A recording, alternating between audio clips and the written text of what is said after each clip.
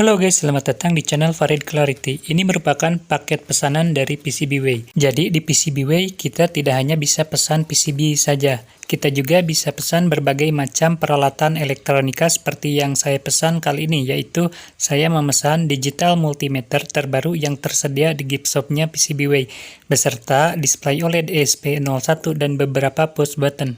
Langsung saja kita buka untuk melihat isinya. Di sini terlihat ada display OLED, ESP01, dan beberapa tactical switch. Kemudian kelengkapan dari digital multimeter ada obeng, jepit buaya warna merah dan hitam. Ini merupakan sambungan dari masing-masing probe agar bisa dijepitkan.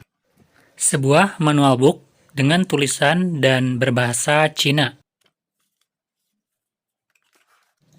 Kemudian sepasang probe dengan kualitas yang cukup bagus dan memiliki rating kemampuan maksimal 20 ampere.